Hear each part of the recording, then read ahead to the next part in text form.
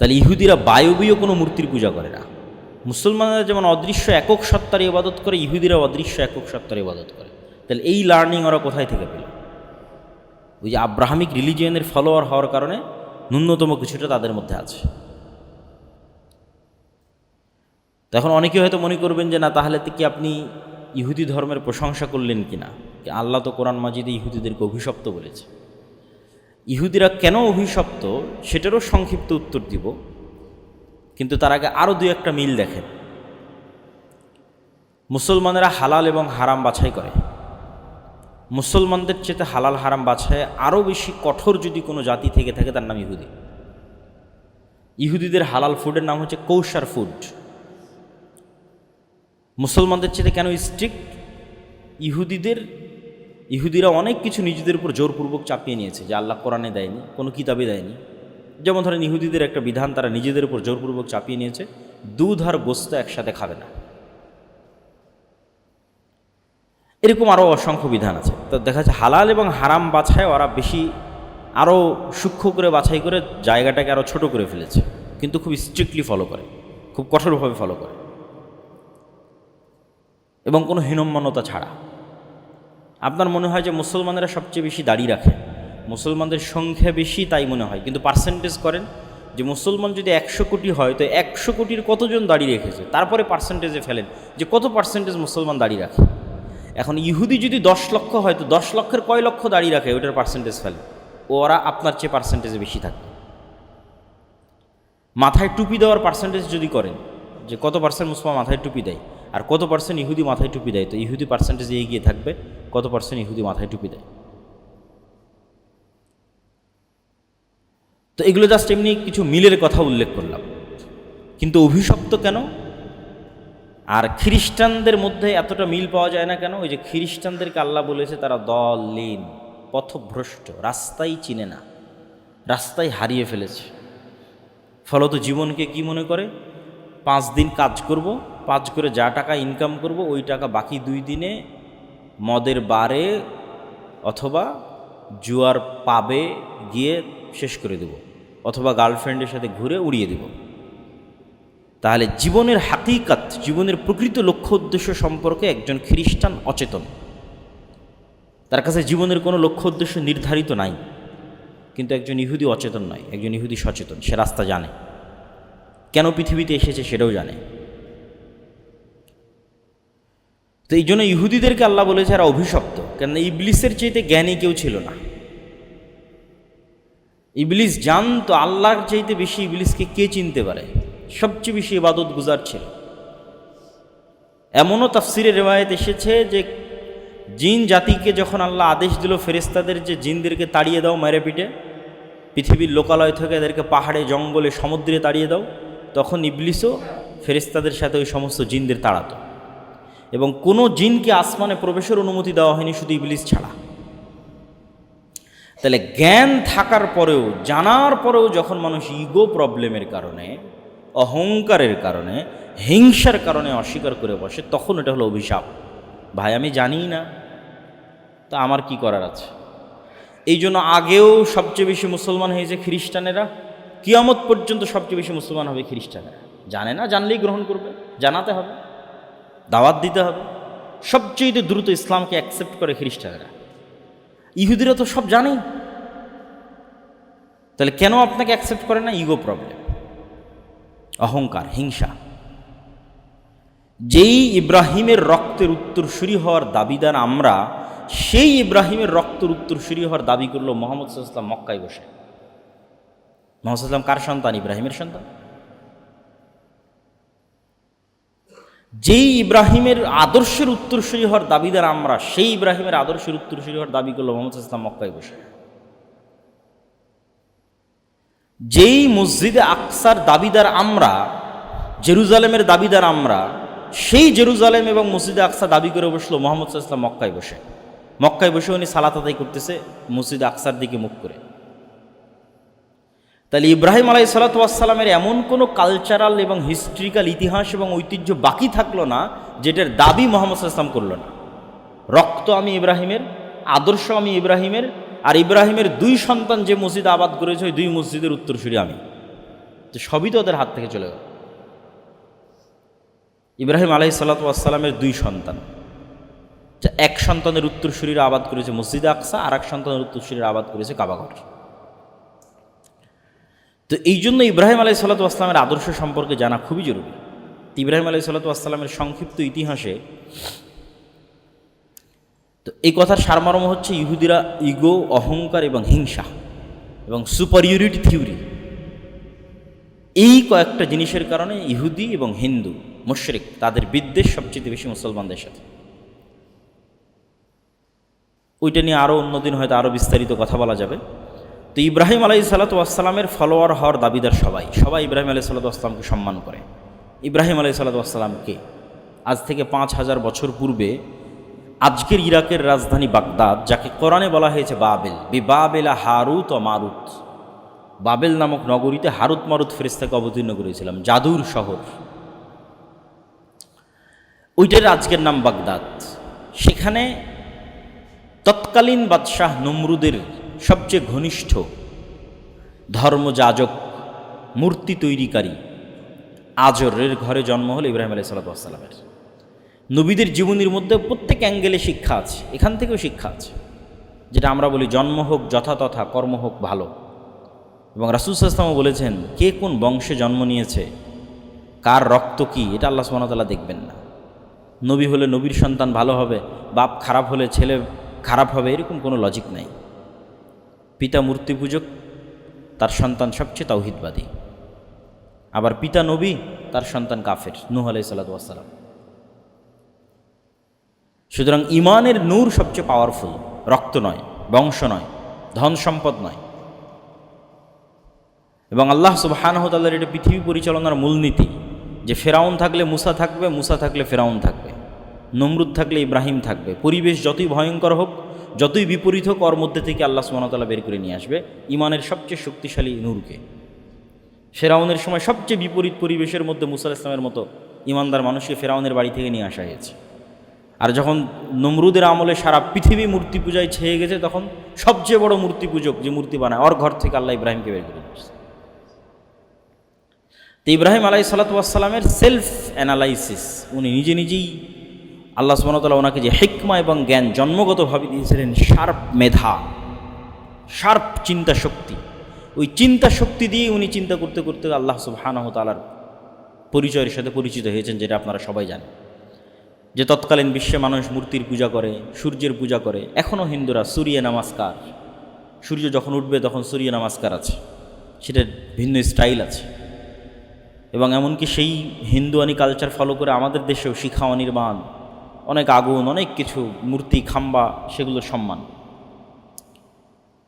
তো ইব্রাহিম আলাইহিসসালাতু ওয়াসসালাম এগুলো অ্যানালাইসিস করলেন, যে আয়াতগুলো আমি পড়েছি, উনি পার্সোনালি অ্যানালাইসিস করলেন যে এই সূর্য, এই তারকা, এই নক্ষত্র প্রত্যেকটার মধ্যে পরিবর্ধন হচ্ছে, হারিয়ে যাচ্ছে, ছোট হচ্ছে, বড় হচ্ছে, নিভে যাচ্ছে। এইটা কোনো রবের বৈশিষ্ট্য হতে পারে না, বরং এগুলোর আড়ালে এমন একজন আছেন যিনি এগুলোকে অদৃশ্য থেকে কন্ট্রোল করতেছেন। এবং এই সেলফ অ্যানালাইসিসের মাধ্যমে, হিকমার মাধ্যমে যখন উনি আল্লাহর সাথে পরিচিত হলেন, ওনার ইমান যখন মজবুত হলো আল্লাহ সুবহানাহু ওয়া তাআলার প্রতি, তখন উনি এই সেম প্রশ্ন মানুষকেও করা শুরু করলেন। তো শুরু করলেন তার নিজের বাবা থেকে, ইয়া আবাতি লিমা তা'বুদ মা লা ইয়াসমা ওয়ালা ইউবসির ওয়ালা ইউগনি আনকা শাইআ, হে আমার পিতা, এমন কিছুর কেমনে ইবাদত করেন যা শুনতে পায় না, যা দেখতে পায় না, এবং আপনার কোনো উপকার করতে পারে না। লজিক্যাল কোশ্চেন, কেন উনি অনেক শার্প মেধা আল্লাহ ওনাকে জন্মগত দিয়েছেন, যে এমন কিছুর কেমনে ইবাদত করি, এমন কবরের সামনে কেমনে মাথা নত করি, এমন খাম্বার সামনে কেমনে যাই, আর এমন মূর্তির সামনে কেমনে দাঁড়াই, শুনে না, দেখে না, কোনো উপকার করতে পারে না, ইললজিক্যাল। তখন ওনার বাবা ক্ষিপ্ত হয়ে গেলেন। মানুষের প্রথম বাধা তার ঘর থেকে আসে, সত্য এবং হক ঘর থেকে বাধাপ্রাপ্ত হয়। ইব্রাহিম আলাইহিসসালাতু ওয়াসসালামের পিতা বললেন যে তুমি যদি তোমার এই দাওয়াত পরিত্যাগ না করো, ফাইল্লাম তাংতাহি লা আরজুমান্নাক ওয়াহজুরনি মালিয়া, তুমি যদি বিরত না থাকো তাহলে পাথর দিয়ে মারবো তোমাকে, আর আমার এখান থেকে দূরে সরে যাও, সরো, এখান থেকে বের হয়ে যাও আমার ঘর থেকে। তখন ইব্রাহিম আলাইহিস সালাতু ওয়াস সালাম বলছেন, আস্তাগফিরু লাকা রব্বি, আমার প্রতিপালকের কাছে আমি আপনার জন্য দোয়া করব। ইন্না রব্বি কানা বি হাফিয়া, আমার প্রতিপালক আমাকে অনেক ভালোবাসে, অনেক আন্তরিক আমার প্রতি, আমি আপনার জন্য আমার প্রতিপালকের কাছে দোয়া করবো। উনি দোয়া করেছিলেন, কিন্তু সেই দোয়া আল্লাহ সুবহানাহু ওয়া তাআলা কবুল করেননি ওনার পিতার ক্ষমার জন্য। তারপরে যখন পিতার কাছে দাওয়াত পৌঁছে দিয়ে কোনো লাভ হলো না, হকপন্থী মানুষটা স্ট্রেট ফরওয়ার্ড হয়, যেটা সত্য বুঝে সেটা প্রচার করতে চায়। এবার উনি দেশের জনগণ, আশেপাশের সমাজের মানুষের কাছে এই দাওয়াত নিয়ে গেলেন।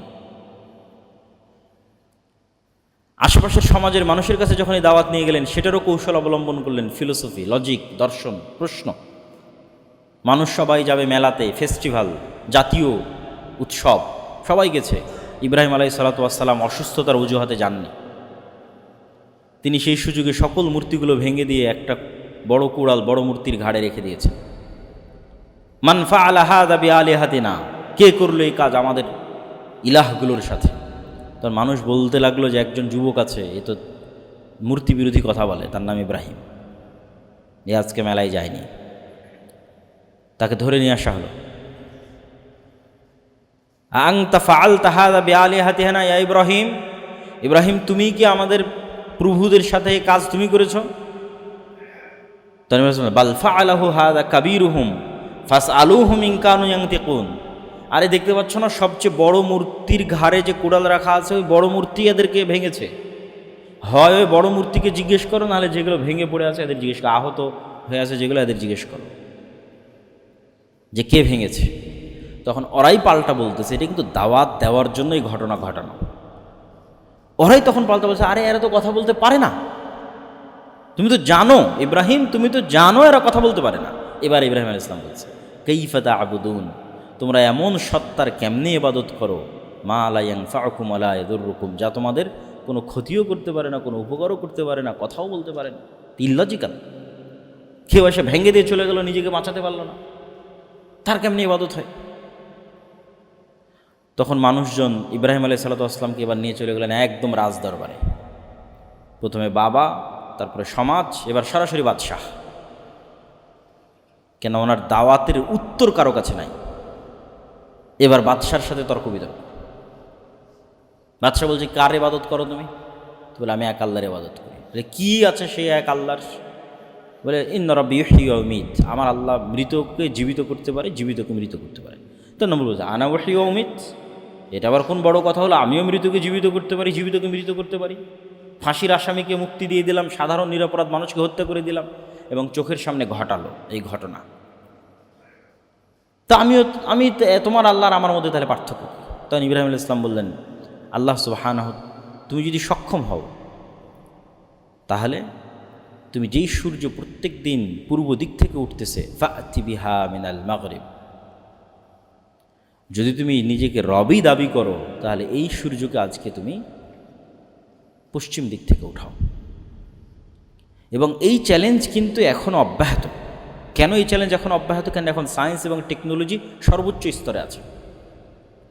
তো কেউ যদি সবচেয়ে বড় সায়েন্টিস্ট হয়, সে আসমানের নিজামকে হ্যাক করুক, যে নিজামের মধ্যে দিয়ে সূর্য উঠছে এবং ডুবছে, চন্দ্র উঠছে এবং ডুবছে। ইব্রাহিম আলাইহিস সালাম এই চ্যালেঞ্জ দিয়েছিলেন যে তুমি এটা করো। এখন যেমন আমাদের মোবাইল, কম্পিউটার সবই হ্যাক করা যায়, আসমানি সিস্টেমকে কেউ হ্যাক করুক এবং সেই সিস্টেমের মধ্যে নিজে থেকে পরিবর্তন নিয়ে আসো। মানুষের সভ্যতা যত উন্নতি হোক না কেন, এই চ্যালেঞ্জ চলমান যে আসমানের সিস্টেমকে হ্যাক করতে হবে। কে হ্যাক করতে পারো আসো, এবং সেখানে নিজের সিস্টেম চালাতে পারো। ফাবুহিতাল্লাযী কাফার। এবার যখন বাদশাহ ইব্রাহিম আলাইহিস সালাতু ওয়াস সালামের যুক্তির সামনে পরাজিত হয়ে গেল, মানুষ যখন যুক্তিতে পারে না, তখন জুলম এবং অত্যাচার নেমে আসে। হাররিকুহু ওয়ানসুরু আলিহাতাকুম, আগুন জ্বালাও তোমাদের রব এবং প্রতিপালকের বিরুদ্ধে। ধর্মদ্রোহিতা, অপমানসূলক কথা বলতেছে, একে আগুন জ্বালিয়ে হত্যা করো। আল্লাহ সুবহানাহু ওয়া তাআলা বলেন, ইয়া নারু কুনি বারদান ওয়া সালামান আলা ইব্রাহিম, হে আগুন তুমি ইব্রাহিমের জন্য ঠান্ডা শীতল হয়ে যাও। তাই ঘটল। আগুন প্রজ্বলন শেষ হয়ে গেল, ইব্রাহিম আলাইহিস সালাতু ওয়াস সালাম অক্ষত অবস্থায় বের হয়ে আসলেন। যখন তারা বুঝলো ইব্রাহিম আলাইহিস সালাতু ওয়াস সালামকে হত্যা করতে পারছে না, তখন তাকে দেশ থেকে বের করে দিল। প্রায় সব নবী নিজ এলাকা থেকে বিতাড়িত হয়েছে, নিজ সমাজ থেকে বিতাড়িত হয়েছে, নিজ দেশ থেকে বিতাড়িত হয়েছে। আমরা যদি বিতাড়িত না হয়ে থাকি তাহলে আমাদের দাওয়াতের মধ্যে কম্প্রোমাইজ আছে। দাওয়াত যে খুব শক্তভাবে হুবহু শতভাগ তাওহীদপন্থীর উপর দাওয়াত দিবে, তার মধ্যে এই জুলুম, এই বিপদগুলো নেমে আসবে। ইব্রাহিম আলাইহিসসালামের জীবনী দেখেন আর মোহাম্মদ সাল্লাল্লাহু আলাইহি ওয়াসাল্লামের জীবনী দেখেন, অনেক কিছু কমন পাবেন। ইব্রাহিম ইসলাম যেমন মূর্তি পূজার সমাজে জন্ম নিয়েছে, মোহাম্মদ সাল্লাল্লাহু আলাইহি ওয়াসাল্লাম মূর্তি পূজার সমাজে জন্ম নিয়েছে। ইব্রাহিম ইসলাম যখন নিজ পরিবার এবং সমাজে দাওয়াত দিয়েছে, মোহাম্মদ সাল্লাল্লাহু আলাইহি ওয়াসাল্লাম নিজ পরিবার সমাজে দাওয়াত দিয়েছে। ইব্রাহিম আলাইহিস সালামকে যেমন তার মানুষ এলাকা থেকে বের করে দিয়েছে, মোহাম্মদ সাল্লাল্লাহু আলাইহি ওয়াসাল্লামকে মানুষ তার এলাকা থেকে বের করে দিয়েছে। তাহলে ইব্রাহিম আলাইহিসসালাম ইরাক থেকে হিজরত করে কোথায় গেলেন? শাম, সিরিয়া, ফিলিস্তিন। আর মোহাম্মদ সাল্লাল্লাহু আলাইহি ওয়াসাল্লাম হিজরত করে কোথায় গেলেন? মক্কা থেকে মদিনা। এই জন্য রাসূল সাল্লাল্লাহু আলাইহি ওয়াসাল্লাম বললেন, কিয়ামত পর্যন্ত দিন থাকবে কোথায়? যেখানে মোহাম্মদ সাল্লাল্লাহু আলাইহি ওয়াসাল্লাম হিজরত করে গেছে আর যেখানে ইব্রাহিম আলাইহিস সালাম হিজরত করে গেছে। দারু হিজরাতে মোহাম্মদ ওয়া দারু হিজরাতে ইব্রাহিম, দারুল হিজরা, যেই জায়গা মোহাম্মদের হিজরতের জায়গা আর যেই জায়গা ইব্রাহিমের হিজরতের জায়গা, কিয়ামত পর্যন্ত এই দুই জায়গায় হক থাকবে। শামে হক থাকবে, মদিনায় হক থাকবে, এখনও আছে। ইব্রাহিম আলাইহিসসালাতু ওয়াসসালাম শাম, সিরিয়া, ফিলিস্তিনে হিজরত করে গেলেন। সারা আলাইহিসসালাতু ওয়াসসালামের সাথে তার বিবাহের ঘটনা কখন, তা কোরআন এবং হাদিসে স্পষ্ট জানা যায় না। কিন্তু সিরিয়া এবং ফিলিস্তিন থেকে খাদ্যের সন্ধানে অথবা কোনো কাজে মিশর যাচ্ছেন। আর শাম এবং মিশরের সাথে এই যোগাযোগ 5000 বছরের পুরাতন। ইব্রাহিম আলাইহিস সালাম যেমন শাম থেকে মিশর যাচ্ছে, তারও কয়েক শত বছর পর ইউসুফ আলাইহিস সালাম এবং তার ভাইয়েরা শাম থেকে মিশর যাবে। তার কয়েক শত বছর পর মুসা আলাইহিসসালাতু ওয়াসসালাম বানু ইসরায়েলদের নিয়ে মিশর থেকে শামে আসবে, ফিলিস্তিনে আসবে। আর এখন গাজার মুসলমানেরাও যদি সহযোগিতা চায় তাহলে মিশর থেকে। তাহলে ফিলিস্তিন এবং শাম, এই মিশর অথবা শাম এবং মিশরের এই যোগাযোগ 5000 বছরের পুরাতন। এই যাত্রাপথের এক জালেম বাদশাহ, সুন্দরী নারীদের প্রতি তার লোলুপ দৃষ্টি ছিল। সে ইব্রাহিম আলাইহিসসালাতু ওয়াসসালামের স্ত্রীকে জোরপূর্বক উঠিয়ে নিয়ে যায়, যদিও ইব্রাহিম আলাইহিস সালাম পরিচয় দিয়েছিলেন যে আমার ভাই এবং বোন, স্বামী স্ত্রী নয়। তখন সহিহ বুখারীর রিওয়ায়াতে আসছে, সারা আলাইহিসসালাতু ওয়াসসালাম আল্লাহ সুবহানাহু ওয়া তাআলার নিকটে দোয়া করলেন, আল্লাহুম্মা ইন কুনতা তা'লাম আন্নী আমানতু বিকা ওয়া রাসূলিক ওয়া আহসানতু ফারজি ফালা তুসাল্লিত আলাইয়াল কাফির। হে আল্লাহ, আপনি যদি জানেন যে আমি আপনার উপর ঈমান রাখি এবং আপনার রাসূলের উপর ঈমান রাখি এবং আমি আমার লজ্জাস্থানের হেফাজত করেছি, তাহলে আজকের এই নির্জন এবং এই জালেম শাসক, যার ক্ষমতার সামনে আমাদের কোনো ক্ষমতা নাই, ফালা তুসাল্লিত আলাইয়াল কাফির, আমার এই পবিত্রতার যে আমানত আমি রক্ষা করেছি এটাকে আপনি নষ্ট করবেন না, আমার উপর কাফেরকে চাপিয়ে দিবেন না। তো সহিহ বুখারীতে আসছে যে 3বার এই ঘটনা ঘটল, তথা বাদশাহ অজ্ঞান হয়ে পড়ে গেল। আবার কান্নাকাটি করে সারা আলাইহিসসালাতু ওয়াসসালামের কাছে ক্ষমা চাইল, তুমি আমাকে বাঁচাও। সারা আলাইহিসসালাতু ওয়াসসালাম আবার আল্লাহকে বললেন, আল্লাহ, এই যদি এখানে নিহত হয় মানুষ বলবে আমি হত্যা করেছি, অতএব একে বাঁচিয়ে দেন। আল্লাহ আবার তাকে সুস্থ করে দিলেন। সে আবার তার কুনিয়াতে সামনের দিকে এগিয়ে আসলো। আবার সারা আলাইহিসসালাতু ওয়াসসালাম আল্লাহর কাছে দোয়া করলেন, আবার সে অজ্ঞান হয়ে পড়ে গেল। এই ঘটনা 3বার ঘটল। এখান থেকে একটা জিনিস বোঝা যায় যে আল্লাহ সুবহানাহু ওয়া তাআলার কিছু বান্দা এবং বান্দি আছে যাদের মুখের কথা আল্লাহ সুবহানাহু ওয়া তাআলা সাথে সাথে বাস্তবায়ন করেন। তারা আল্লাহ সুবহানাহু ওয়া তাআলার এত নিকটে যে তাদের মুখ দিয়ে যেটি উচ্চারিত হয় সেটি বাস্তবায়ন করা আল্লাহর জন্য লাজেম হয়ে যায়। না বাস্তবায়ন করলে আল্লাহ নিজে লজ্জা পান। তার অবস্থান আল্লাহর নিকটে এত নিকটে। সেই রকমই একজন হচ্ছে সারা আলাইহিসসালাতু ওয়াসসালাম। তিনি মুখ দিয়ে বলতেছেন, আল্লাহ এক থেকে বাঁচাও, পড়ে যাচ্ছে, বলছে আল্লাহকে সুস্থ করে দাও, সুস্থ হয়ে যাচ্ছে। মানে মুখ দিয়ে যা উচ্চারণ হচ্ছে তাই হচ্ছে 6 বার। বাদশাহ যখন বুঝলো যে সে এই মহিলার কোনো ক্ষতি করতে পারবে না, তখন সে তার অধীনস্থ মহিলাদের মধ্যে থেকে সবচেয়ে সম্মানিতা এবং সবচেয়ে আত্মমর্যাদা সম্পন্ন, যিনি অন্য কোনো বাদশার কন্যা ছিলেন, কোনো যুদ্ধের কারণে তার কাছে যুদ্ধবন্দিনী অবস্থায় এসেছিল, হাজেরা আলাইহিসসালাতু ওয়াসসালামকে হাদিয়া হিসেবে সারার সাথে ইব্রাহিম আলাইহিসসালাতু ওয়াসসালামের সাথে বিদায় দিলেন। ইব্রাহিম আলাইহিসসালাতু ওয়াসসালামের বয়স 80 বছর পার হয়ে গেছে, 100 বছর ছুঁই, কিন্তু ওনার কোনো সন্তান হয়নি। তো সন্তানের আশাতেই সারা আলাইহিসসালাতু ওয়াসসালাম ইব্রাহিম আলাইহিসসালাতু ওয়াসসালামের বিবাহ হাজেরা আলাইহিসসালাতু ওয়াসসালামের সাথে দিলেন। যেহেতু সন্তান হচ্ছে না, মানুষের সবারই সন্তানের চাওয়া থাকে,